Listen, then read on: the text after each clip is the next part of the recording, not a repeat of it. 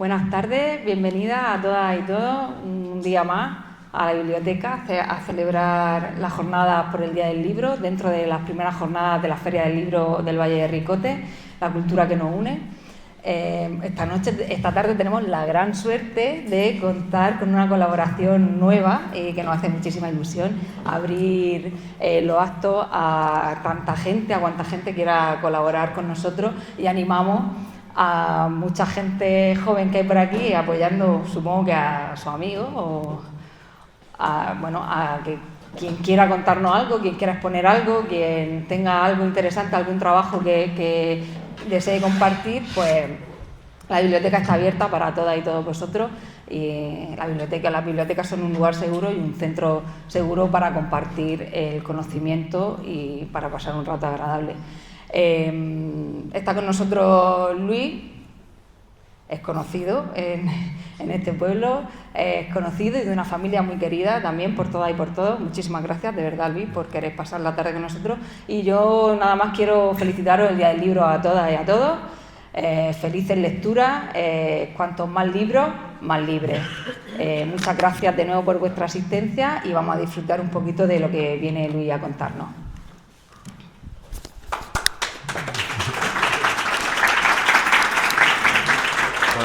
Hola. Bueno, creo que se me escucha, ¿no? Un poquito más cerca, ¿no? Bueno, ¿cómo? Bueno, en primer lugar, gracias por la asistencia a todos y a todas. Y bueno, en primer lugar, el objetivo de esta conferencia es presentar a Kafka, su obra La Metamorfosis, junto a otra obra que he leído que me resulta a mí más interesante, tal vez por mi formación, que es El Proceso. Y bueno, lo único que voy a hacer es intentar enriquecer vuestra lectura y vuestro acercamiento a la obra de Kafka, y que podáis sacar una lectura, un sentido más profundo y más enriquecedor. Bueno, en primer lugar, felicitar el Día del Libro, y había traído una pequeña cita de un pequeño fragmento del discurso que emitió Federico García Lorca en la apertura de su biblioteca pública de su pueblo natal, Fuentevaqueros, y dice lo siguiente: tenía frío y no pedía fuego, tenía terrible sed y no pedía agua, pedía libros, es decir, horizontes, es decir, escaleras para subir la cumbre del espíritu y del corazón, porque la agonía física, biológica, natural, de un cuerpo por hambre, sed o frío, dura poco, muy poco, pero la agonía del alma insatisfecha dura toda la vida. Bueno, al fin y al cabo el Día del Libro también es un homenaje para hacer a los lectores, a los escritores y a toda esa comunidad, ¿no? Y como decía Federico García Lorca, que tanto la literatura como la poesía no necesita adeptos, sino que necesita amantes.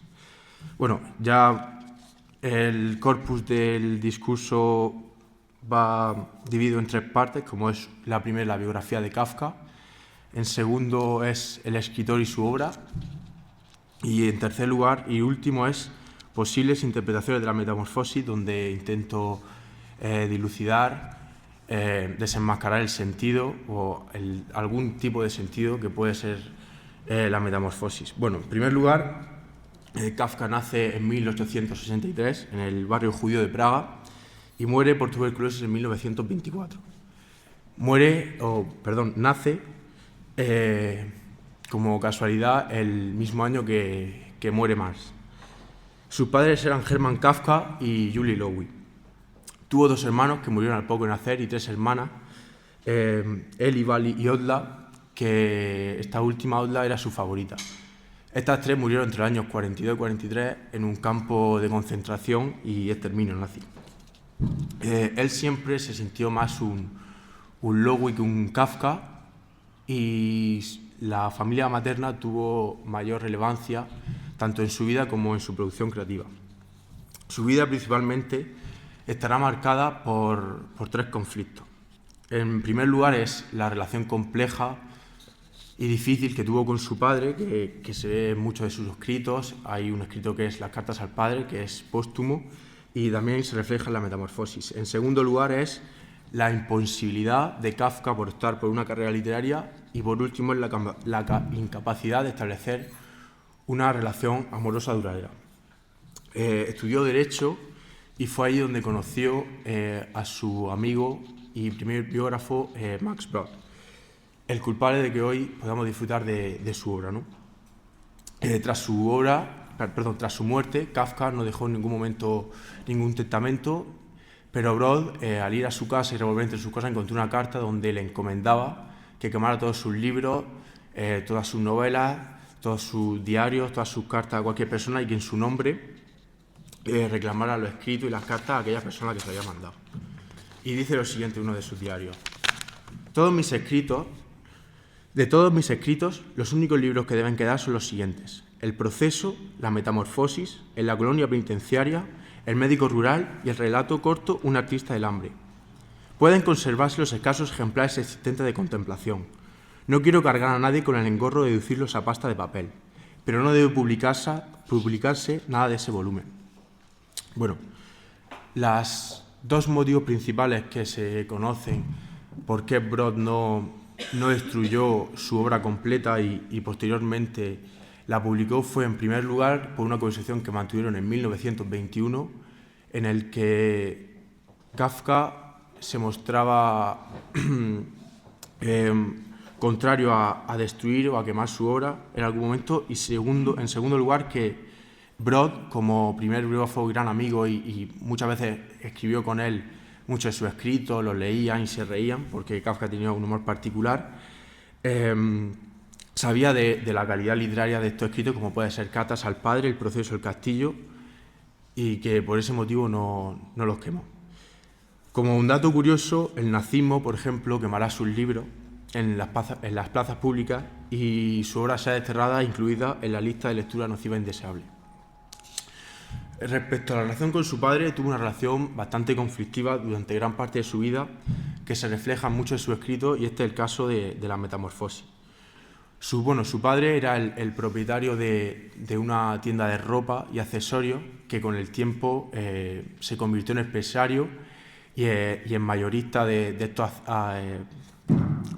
productos, y solía espetar al hijo las penurias y el esfuerzo que había hecho hasta llegar hasta ese punto, hasta esa capacidad adquisitiva, hasta ese poder económico.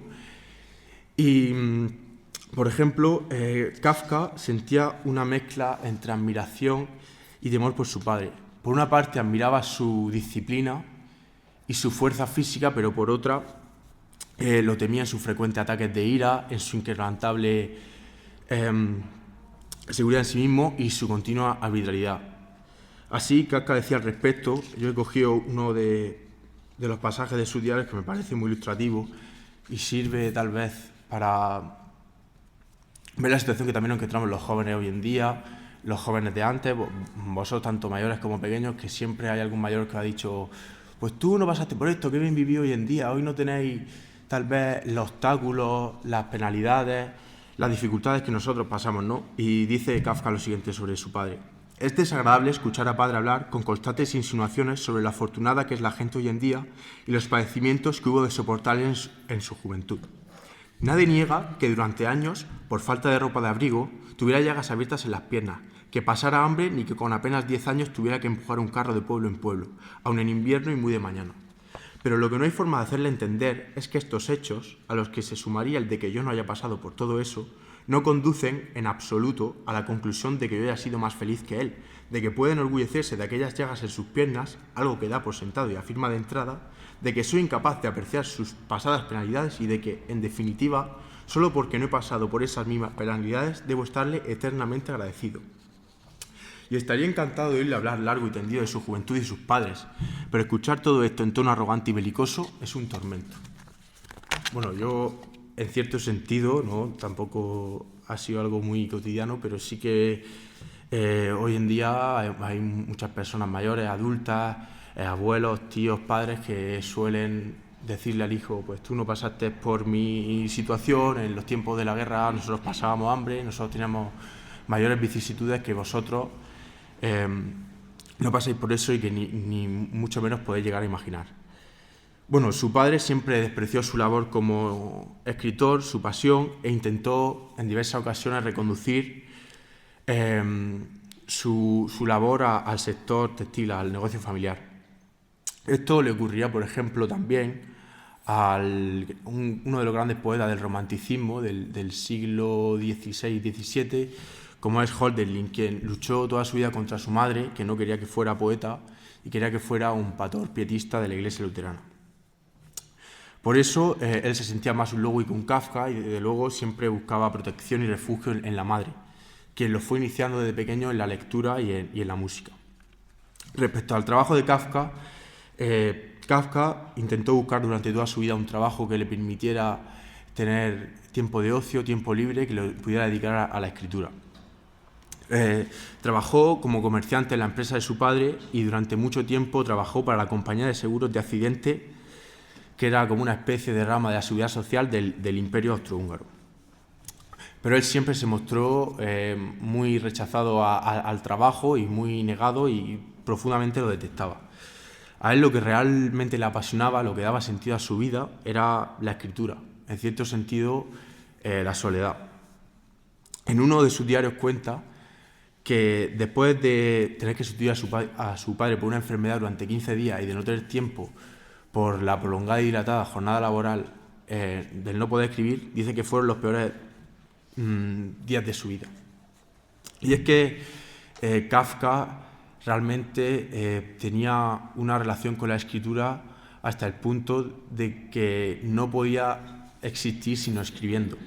Incluso en otro pasaje de su vida decía lo siguiente: decía, no tengo intereses literarios, sino que estoy hecho de literatura. No soy nada más y no puedo ser nada más. Creía como una especie de místico en la salvación de la literatura, y lo único que lo podía salvar de tal vez de las penalidades y del sufrimiento terrenal. Bueno, el misticismo es una corriente de hace siglos que lo que intenta, o sus adeptos o los que piensan que son unos místicos, en tratar de fundirse con la eternidad, con el origen. Por ejemplo, los neoplatónicos con el uno, al fin y al cabo con Dios, y son gente que, por lo general, las pasiones terrenales y lo que es lo mundano no están muy a gusto con ello. Bueno, a lo largo de su vida fue muy ambivalente, en tanto que siempre tuvo una tensión permanente entre tener una vida normal, es decir, de una familia, de poder hacer una familia, de dedicar su tiempo a sus padres y a su hermana, con tener un trabajo normal y su carrera literaria, que realmente lo que le apasionaba y lo que realmente tenía vocación.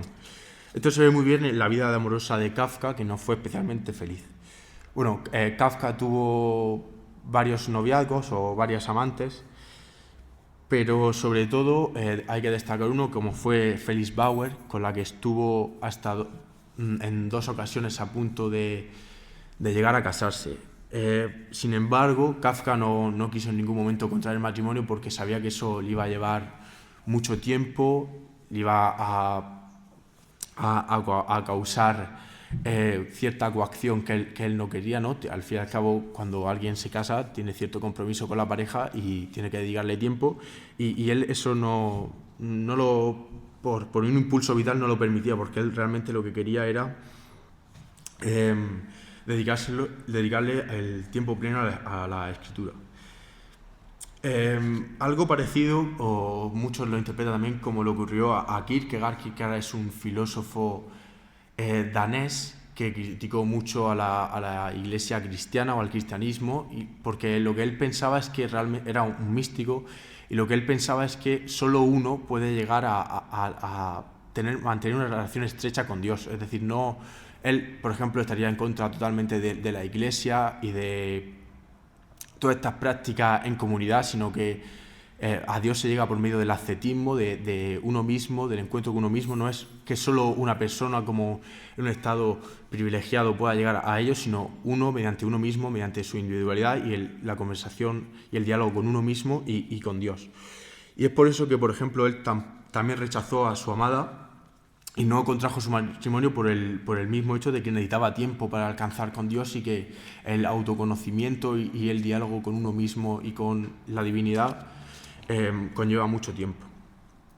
Bueno, a partir de ahora, terminando ya su biografía, voy a hablar sobre los temas más recurrentes de su obra, o los más destacados por los críticos y los biógrafos, y es que los temas más destacados son el absurdo, ¿no? el sinsentido de la vida, la angustia, ¿no? el tener que elegir. Por ejemplo, eso se ve muy bien en La condena, cuando al comienzo el protagonista, George Bendeman, se hace sus preguntas de si debe decirle a su amigo cierta cosa o cierto aspecto de su vida que no se gusta, por así decirlo, el cuestionamiento de una decisión que tuvo, como fue la de marcharse a Rusia, porque en su país no había realmente oportunidades, o si realmente había decirle que había sido un fracaso, que realmente tenía que volver a su país, cuando eso a lo mejor a él le ofendería y tendría que volver.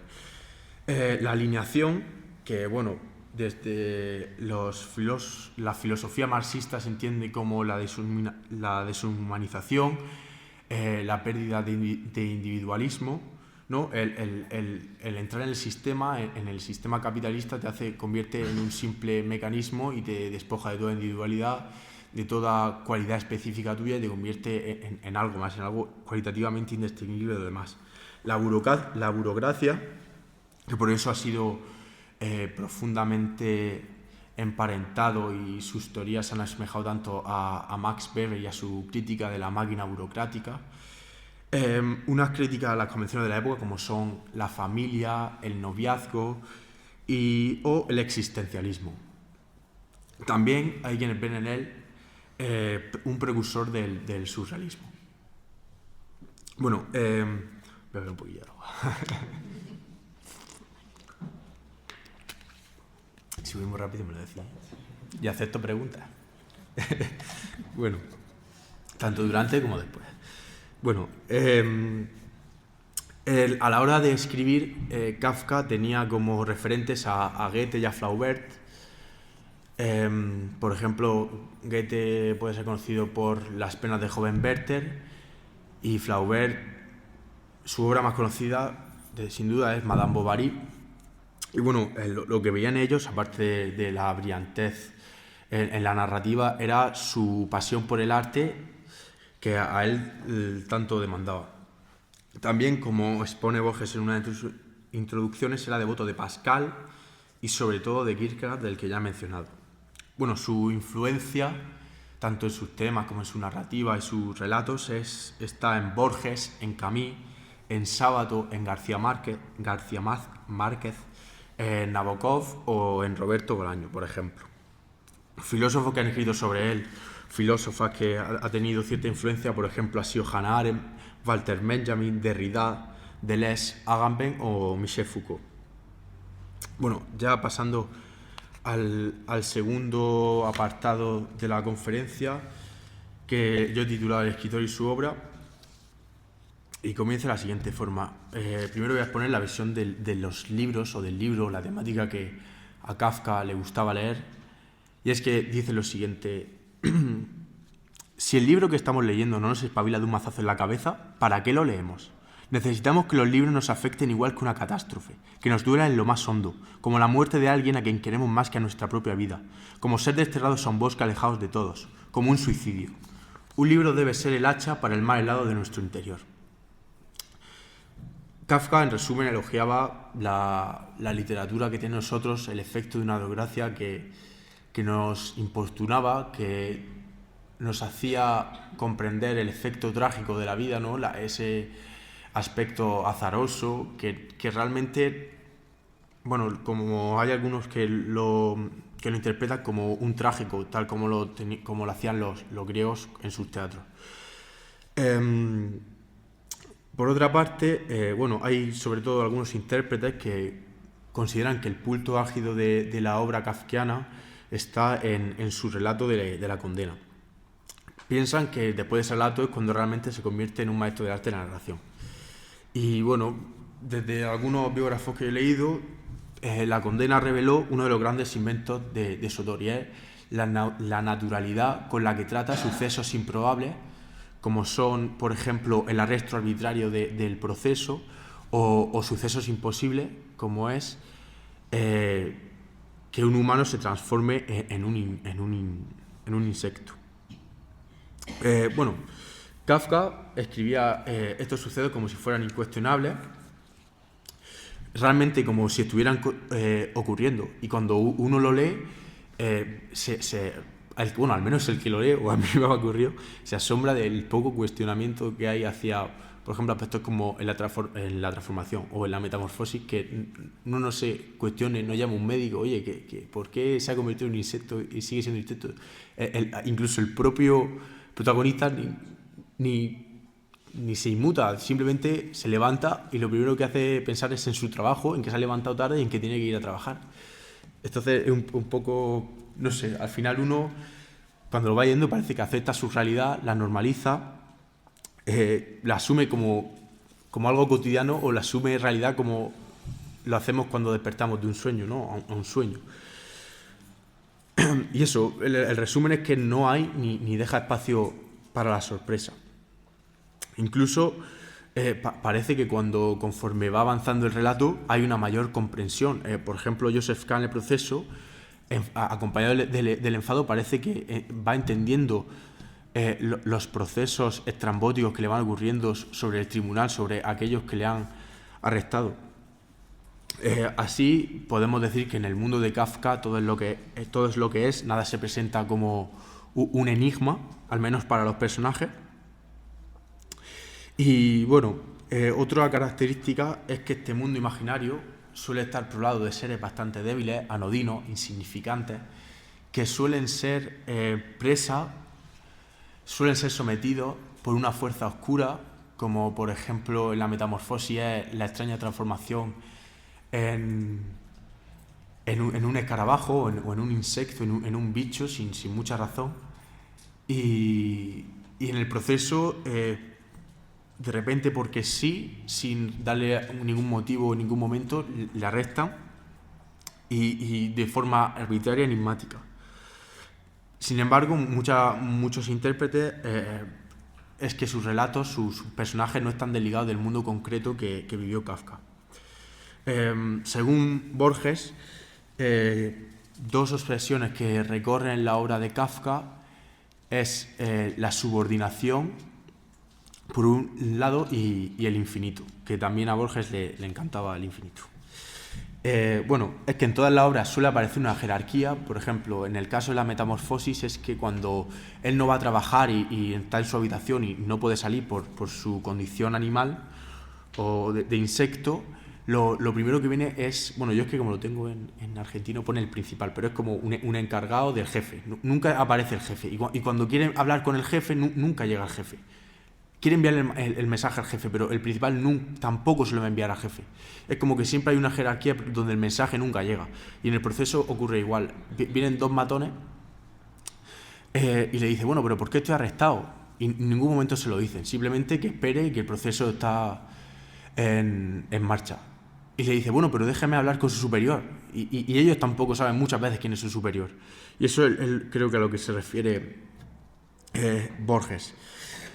Otro aspecto del que se destaca mucho es que continuamente el propio Kafka invita a interpretar la obra. No nos lo da todo en un sentido positivo, sino en un sentido negativo, en interpretar la obra entre lo no dicho, entre lo que no se muestra, ¿no?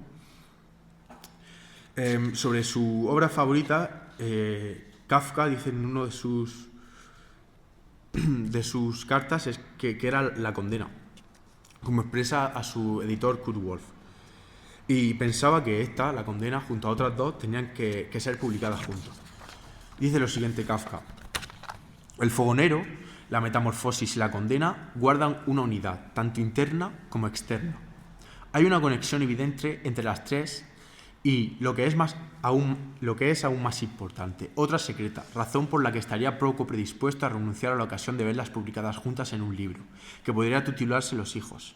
Verá usted, me importa tanto la unidad de los tres relatos como la de cada uno de ellos. En español, ese deseo de Kafka ya ha sido hecho y está en una editorial que se llama Nocturna Ediciones, que no la conocía hasta esto.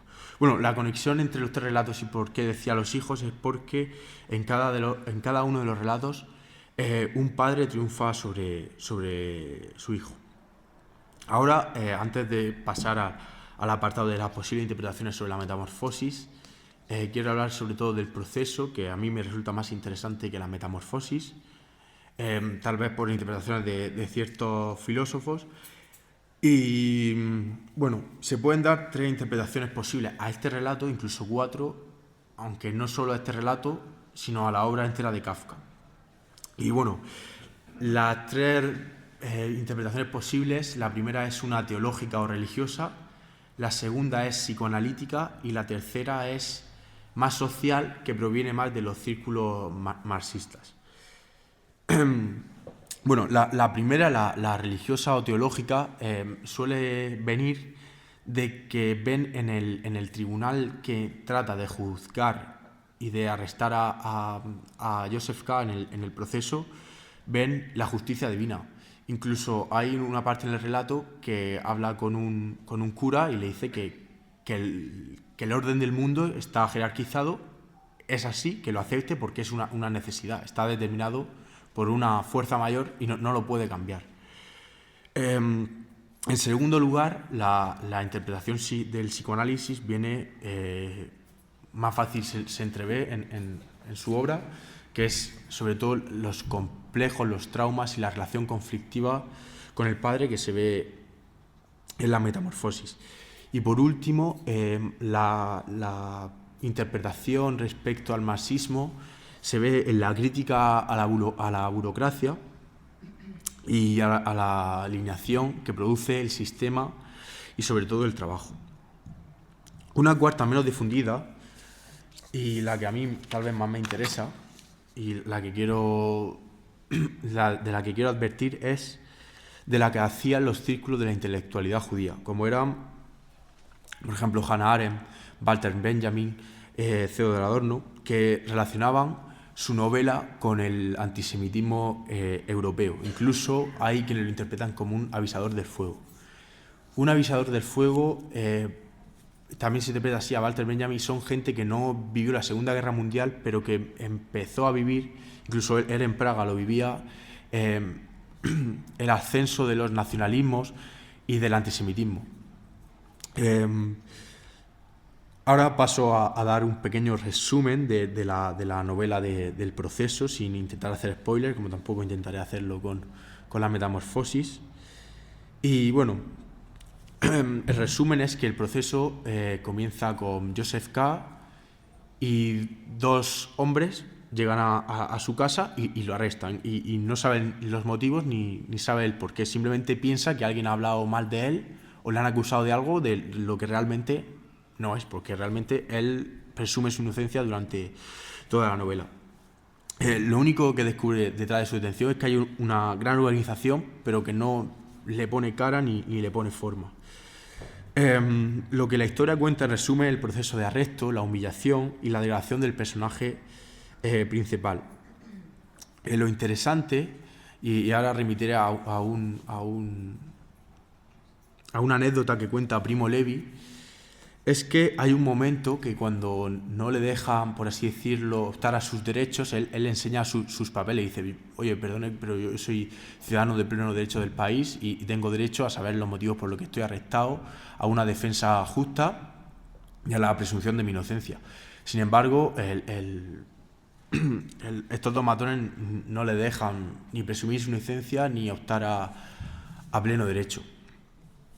Bueno, todo esto, si alguien lo ha relacionado ya, pues tiene que ver mucho con el judaísmo, con los judíos en la etapa nazi.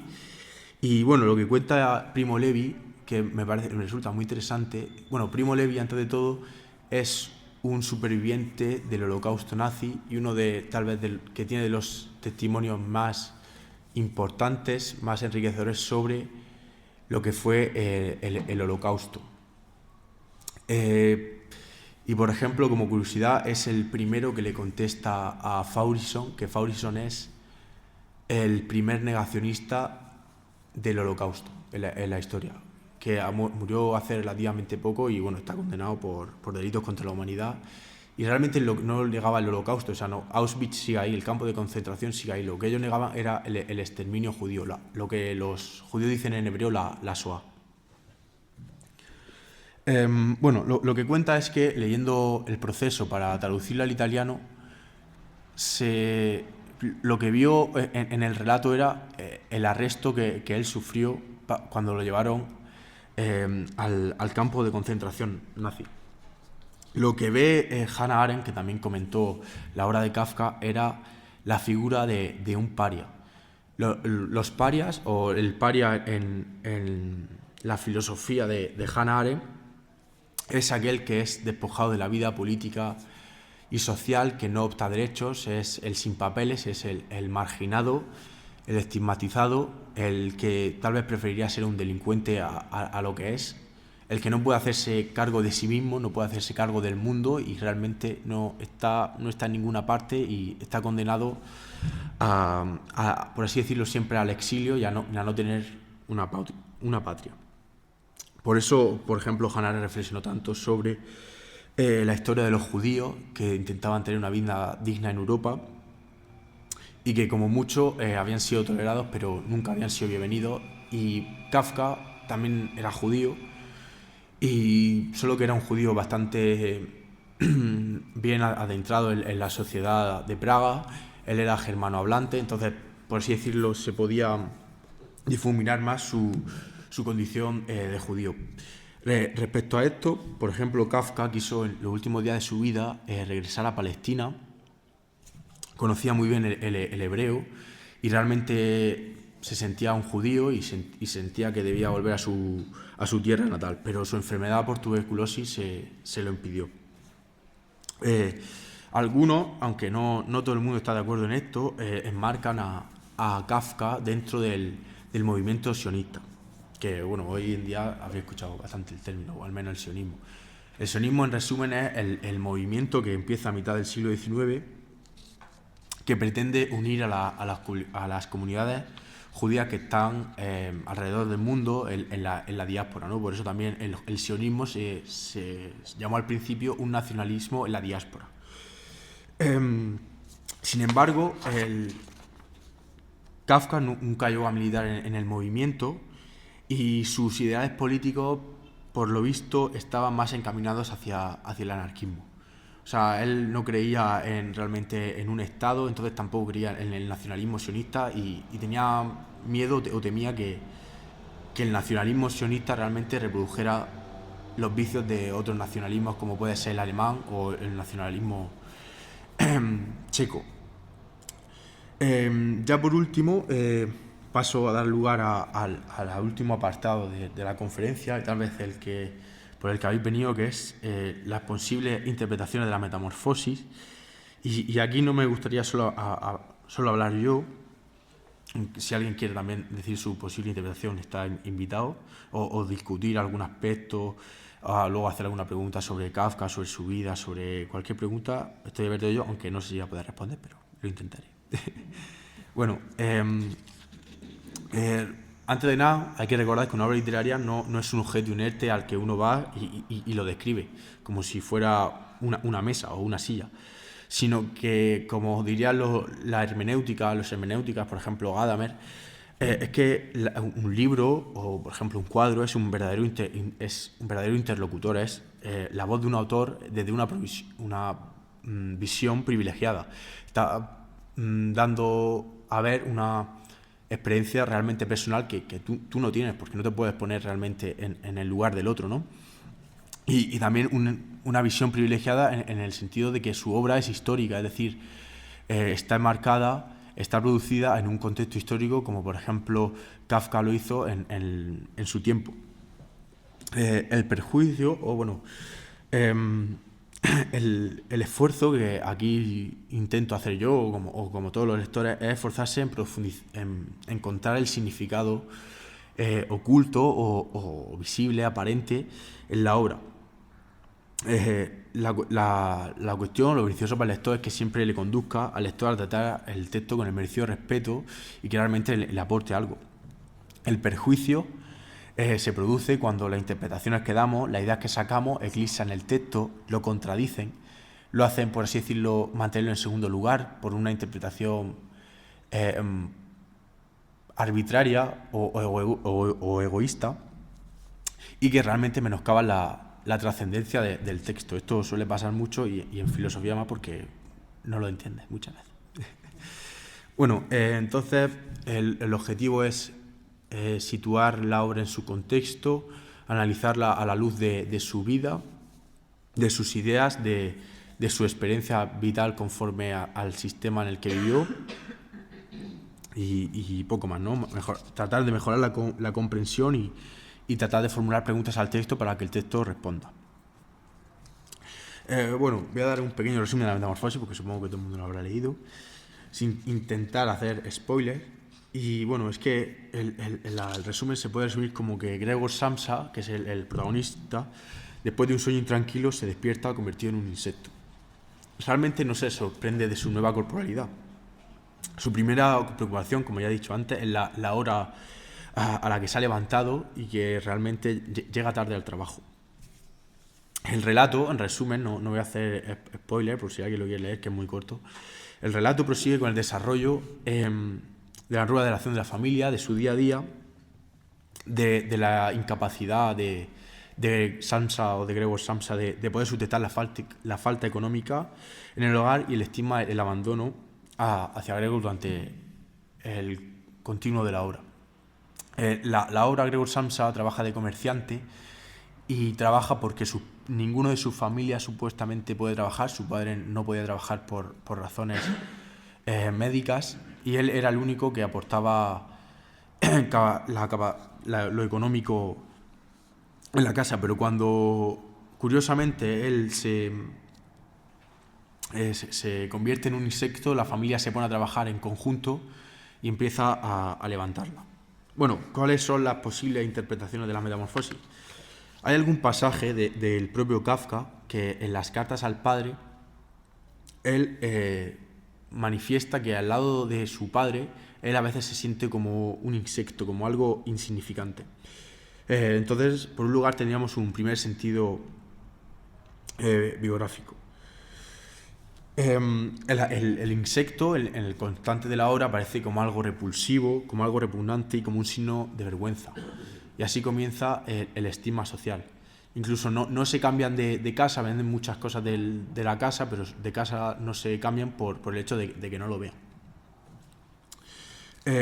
Para Gregor, su condición de insecto significa la incapacidad total de comunicación. Su cuerpo no le responde, no es capaz de articular la voz. A su interior, Gregor parece que sigue siendo el mismo, que su cuerpo es ajeno y obstáculo para comunicarse con los demás, pero que en sus pensamientos y en sus vivencias sigue siendo el mismo.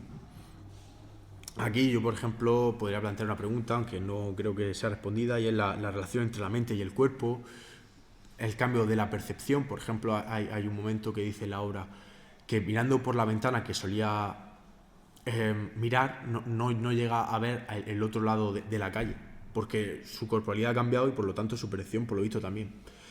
Entonces, lo que parece entreverse, o la concepción de la mente que parece entreverse en Kafka, que mucha gente la tiene, aunque yo diría que es errónea, porque no explica realmente la relación entre la mente y el cuerpo, es un dualismo en el sentido de el alma por un lado y el cuerpo por otro, que yo realmente no lo veo así. Bueno, esto es una cuestión ya más filosófica, pero que lo que parece es que realmente el hombre, como decía Descartes, es un ser pensante y que realmente nuestra esencia está ahí, ¿no? Entonces, por eso permite en la obra establecer una nueva identidad, un nuevo cuerpo para Gregor Samsa. Entonces, esto podría ser una posible interpretación, o que yo al menos la he sacado y creo que es bastante fidedigna al texto.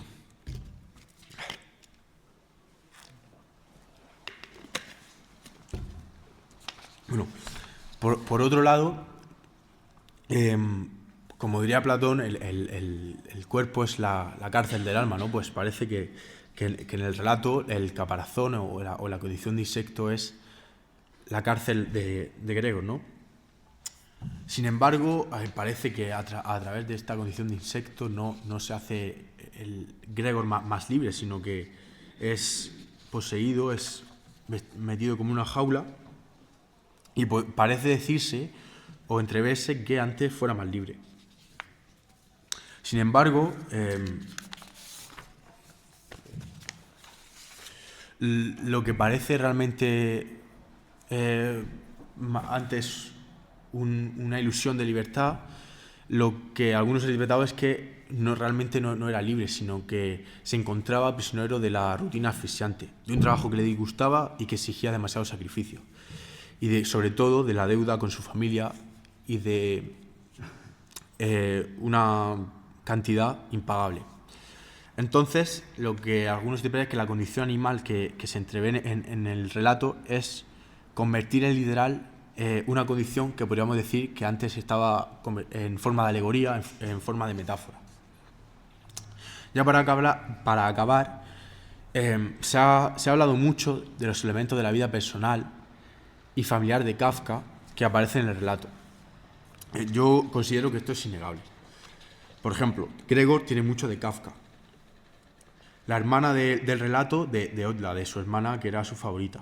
Y el padre de Hermann, en algún sentido, porque, por ejemplo, en el relato su padre muchas veces tiene intención de agredirle, incluso hay una vez que le agrede tirándole unas manzanas, y que la madre, por el contrario, sí que se preocupaba mucho más por su hijo, y que todavía lo seguía considerando su hijo. Y la madre de Julie, ¿no? Y su hermana, en cierto sentido, porque en la vida se trata que su hermana realmente nunca lo abandonó, y cuando él tuvo tuberculosis estuvo siempre para él. No como en la obra, que en un primer momento la hermana realmente lo cuida y le lleva comida y le arregla la habitación, hasta que ya luego cae en el abandono más absoluto. Incluso su habitación la tratan como una habitación de trastos y de objetos inservibles. Sin embargo, lo que no hay que perder de vista del relato es que introduce algunas variantes, como las que ya he expuesto, que no deben ser pasadas por alto, que son realmente significativas. Gregor es mucho más desvalido y anodino que realmente Kafka. El padre de la metamorfosis realmente es un fracasado.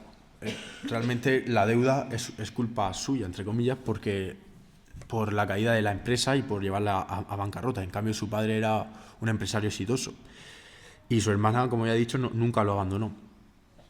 Entonces, realmente puede ser aceptada la tesis de que la metamorfosis es un reflejo, una hipérbole de sus tramas familiares. Sin embargo, lo que yo considero, y me parece una interpretación más completa, aunque realmente las interpretaciones nunca hay que tomarlas como verdaderas o falsas, sino más bien como complementarias, y cada uno tiene su punto que añadir al texto. Lo que yo considero es que para Kafka realmente su vida familiar era la manifestación de la inautenticidad de su tiempo, de cadenas autoimpuestas por los prejuicios, por las convenciones como era la familia, por expectativas irreales, y de la coacción y el constreñimiento por parte del sistema y el trabajo. Así ya he terminado, pero bueno, si queréis añadir vosotros algo, o alguien quiere decir algo. ¿O alguien tiene alguna pregunta?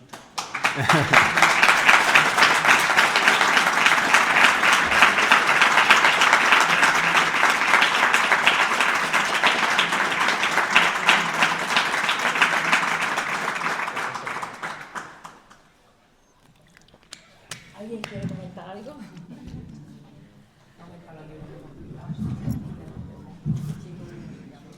¿Alguien tiene alguna preguntita a esta conferencia tan interesante? Muchas gracias, Luis. La verdad es que un punto de vista que aquí tampoco hemos tratado mucho, ¿no? La filosofía a esta biblioteca tampoco ha venido en muchas ocasiones, o hace tiempo que no viene, o dice radicalmente que no. Es la primera vez que viene. Te invitamos a que siga aportándonos trabajo en este sentido, porque nos gusta mucho y nos parece interesante. No sé si alguien quiere decirle algo más, y si no, pues enhorabuena por el trabajo, porque te lo has preparado muy bien y has hecho una exposición magnífica. Gracias. Muchísimas gracias.